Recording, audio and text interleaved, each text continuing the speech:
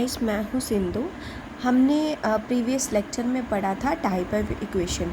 तो हमने देखी थी डिफरेंट टाइप की इक्वेशन देखी थी, और इसमें हमने देखा था कि इक्वेशन जो होगी वो कैसे होगी, एक्सप्रेशन और इक्वेशन में क्या डिफरेंस होगा, और इक्वेशन में वेरिएबल किसको बोलेंगे। हम मेनली सिर्फ हमने इक्वेशन के बारे में पढ़ा था और उसकी टाइप्स के बारे में बस रीड किया था कि कौन कौन सी टाइप होती है।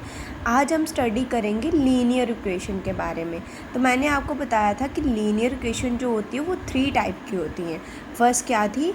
Equation without variable, equation with one variable. जब एक वेरिएबल हो तो इक्वेशन किस तरह से होगी, मतलब हमने एक ही वेरिएबल को यूज़ करना है तो इक्वेशन इस तरह से हो सकती है। मैं यहाँ पे साइड पे लिख रही हूँ, इस तरह से हो सकती है 12x - 10 = 0। अब यहाँ पे देखो एक ही वेरिएबल को यूज़ किया ना, है ना, तो ये हमारी क्या होगी? Equation with one variable. अभी मे भी आपके माइंड में डाउट आ रहा होगा कि मैम ने कल जो पढ़ाया था उसमें भी क्या किया था, मैम ने इक्वेशन को इक्वल टू ज़ीरो किया। ज़रूरी नहीं है कि इक्वल के बाद ज़ीरो ही आए, ऐसा भी हो सकता है कि 12x = 10, तो ये भी हमारी क्या होगी? इक्वेशन ही होगी। क्लियर है? अब हम सेकंड देखेंगे, इक्वेशन विद टू वेरिएबल। जब टू वेरिएबल हो इक्वेशन में तो वो इक्वेशन किस तरह से होगी? इस तरह से हो सकती है 2x + 4y = 5। अब यहाँ पे क्या है? टू वेरिएबल है ना, तो ये क्या हो जाएगी? Equation with two variable. अब बात करेंगे इक्वेशन विद थ्री वेरिएबल। अब थ्री वेरिएबल की इक्वेशन किस तरह से रहेगी? इस तरह से रहेगी 2x + 7y - 2z = 10। इस तरह से हो सकती है, क्योंकि कितने वेरिएबल यूज़ हुए यहाँ पे? 1, 2 एंड 3 वेरिएबल यूज़ हुए, तो हम बोल सकते हैं ये क्या है? Equation with three variable. ठीक है। अब लीनियर इक्वेशन आपने याद रखना है, लीनियर इक्वेशन में हमेशा जो हमारा वेरिएबल होता है उसकी डिग्री क्या रहती है? 1। अभी आप बोलो कि मैम डिग्री तो आपने पहले डिफाइन नहीं किया, तो डिग्री होती क्या है हमें पहले ये तो बताओ। डिग्री का मतलब होता है ये हमारा जैसे x है, अब इसकी पावर कितनी है? मतलब कुछ नहीं है, तो मतलब कितनी है? 1 है। y की पावर कितनी है? 1 है। z की पावर कितनी है? 1 है।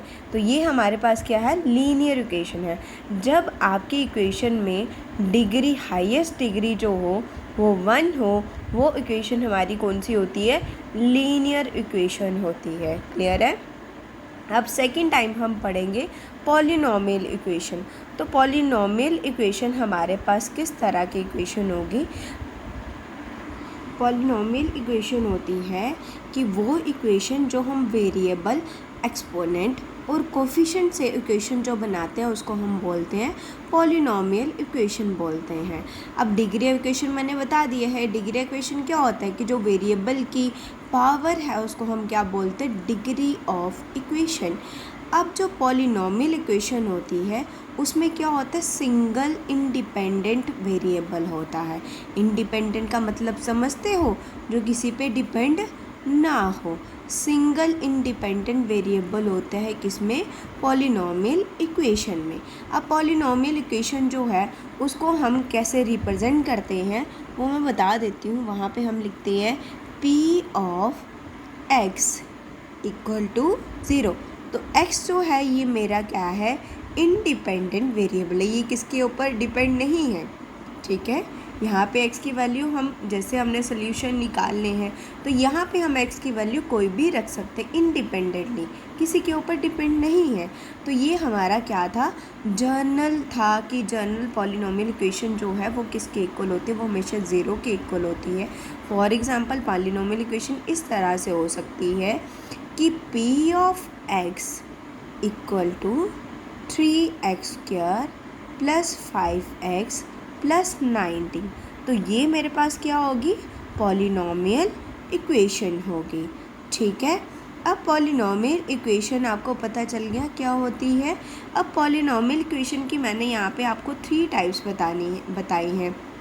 एक तो मैंने बताई है मोनोमियल इक्वेशन, बाइनोमियल इक्वेशन और ट्राइनोमियल इक्वेशन। अब मोनोमियल इक्वेशन कौन सी होती है?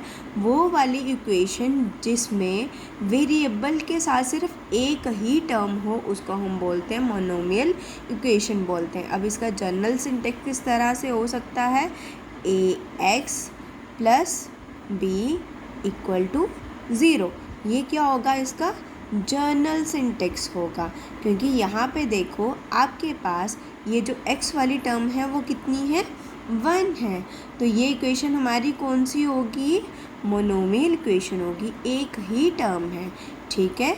उसके अगर हम बात करेंगे बाइनोमियल इक्वेशन की, तो बाइनोमियल इक्वेशन कौन सी होगी, जिसमें वेरिएबल वाली 2 टर्म होगी, ठीक है। सपोज इसका जनरल सिंटेक्स लिख लेते हैं, ax² plus bx plus c equal to 0। तो देखो x वाली कितनी टर्म है, वेरिएबल वाली 2 टर्म है, तो ये कौन सी इक्वेशन होगी, बाइनोमियल इक्वेशन होगी। अगर हम ट्राइनोमियल इक्वेशन की बात करेंगे तो ट्राइनोमियल नाम से ही पता चल रहा है कि वेरिएबल वाली कितनी इक्वेशन होगी, 3 इक्वेशन होगी। फॉर एग्जांपल मतलब सिंटेक्स देख लेते हैं, ax³ plus bx² plus cx plus d equal to 0। इस तरह की देखो x की वाली कितनी टर्म है, 3 टर्म है, तो ये कौन सी इक्वेशन होगी, ट्राइनोमियल इक्वेशन होगी, ठीक है। ये जो पॉलिनोमियल की टाइप थी, ये थी डिपेंड ऑन द टर्म्स की जो आपकी इक्वेशन है उसमें नंबर ऑफ टर्म कितनी है, उसके अकॉर्डिंग हमने इसकी टाइप बता दी। अब यहाँ पे पॉलिनोमियल की 3 और टाइप होती है, वो डिपेंड करती है डिग्री पे। जो भी आपकी इक्वेशन है ना, उसके वेरिएबल की हाईएस्ट डिग्री, इक्वेशन की जो हाईएस्ट डिग्री कितनी है वो अगेन आपकी क्या होगी, 3 टाइप की होती है, ठीक है। आपने याद रखना है, पॉलिनोमियल इक्वेशन की अगर बात करें टर्म्स के केस में तो ये 3 टाइप की होती है, मोनोमियल, बाइनोमियल, ट्राइनोमियल। अगर डिग्री की बात करेंगे तो डिग्री में अगेन क्या होती है, 3 टाइप की इक्वेशन होती है, ठीक है। अब कौन कौन सी इक्वेशन होती है डिग्री में, अगर हम बात करेंगे तो हमारी होती है linear polynomial equation. Linear polynomial, linear equation मैंने आपको करा दी है, वो वाली इक्वेशन जिसमें आपके वेरिएबल की डिग्री क्या होती है, 1 होती है ना। हाईएस्ट डिग्री क्या होती है, 1 होती है, वो होती है आपकी लीनियर इक्वेशन। उसके बाद आपकी आ जाती है क्वाड्रेटिक इक्वेशन, वो हम कल स्टडी करेंगे। उसके बाद आ जाती है आपकी क्यूबिक पॉलिनोमियल इक्वेशन। ये तीनों टाइप के बारे में हम कल स्टडी करेंगे। अगर आपको कोई डाउट है इसमें तो आप मुझे कमेंट सेक्शन में कमेंट कर सकते हैं। अगर आप किसी और टॉपिक पे वीडियो चाहते हो तो आप मुझे कमेंट सेक्शन में कमेंट कर दीजिए, मैं उसी टॉपिक पे वीडियो बनाऊंगी। Thank you.